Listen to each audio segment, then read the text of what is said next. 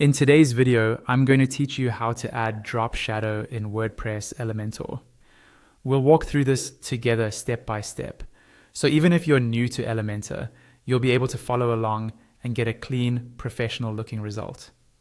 First, go ahead and open your WordPress dashboard. On the left-hand side, you'll see the main menu. Look down that menu until you find the Elementor option. Don't click it yet, just hover your mouse over it. A small submenu will appear. From that submenu, choose the option that lets you open the Elementor editor. Once the Elementor editor loads, look towards the top right area of the screen and click on the option that allows you to edit the site.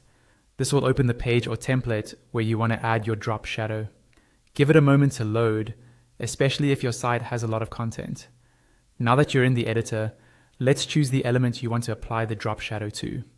Move to the top left of the editor, or simply click directly on the widget in the preview area in the center. This might be an image, a heading, a button, or any other widget, but in this example, we'll use an image widget. Click on that widget so its settings appear in the left panel. In the left panel, you'll see several tabs. Click on the one labeled Style.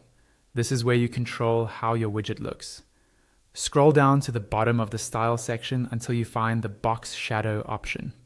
To the right of Box Shadow, you'll see a small pencil icon. Click that pencil icon to open the full shadow controls. Here you can start customizing. First, choose the color of your shadow by clicking on the color swatch next to Color. This opens a color picker where you can select a subtle gray for a natural shadow or any other color that matches your design. After that, adjust the horizontal and vertical sliders to control the direction and position of the shadow. Then fine-tune the blur and spread settings to make the shadow softer or more defined.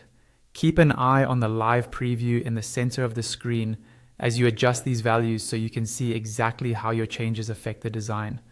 When you're happy with how the drop shadow looks, go to the top right of the editor and click the button to save or update your changes. Wait for it to finish saving, and your drop shadow is now live on your site.